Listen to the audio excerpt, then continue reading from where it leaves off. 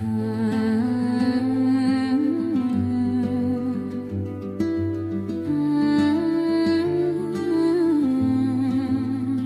montre des troupeaux au journal, mais derrière chaque bête qu'on abat, il y a un visage creusé par le froid, un agriculteur qu'on ne voit pas.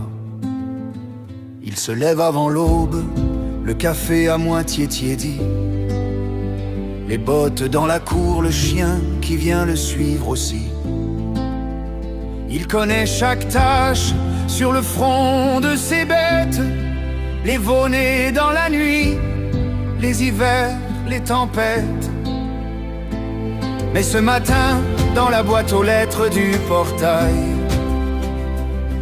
un papier venu d'en haut tombe comme un coup de métal.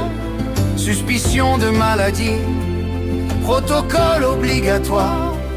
Votre troupeau doit partir, c'est écrit dans le rapport.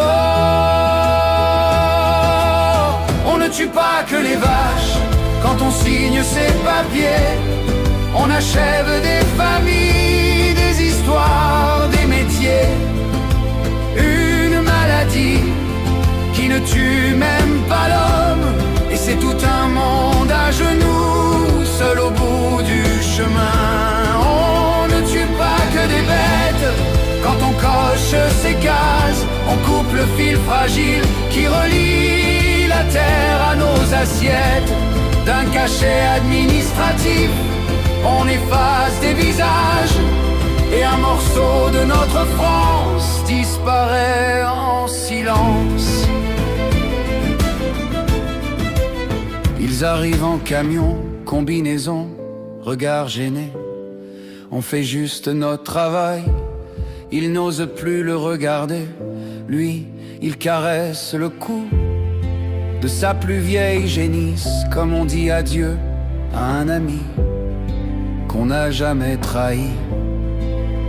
À la télé on résume ça en 20 secondes de bruit. Personne ne filme l'homme qui rentre seul dans la nuit. Une ferme qui se vide, ça ne fait pas les gros titres, mais c'est la campagne qui s'éteint lentement, sans écrite. On dit c'est pour le bien commun, mais qui écoute vraiment ceux qui nourrissent ce pays en serrant les dents? Un pays sans paysans, ce n'est pas un progrès.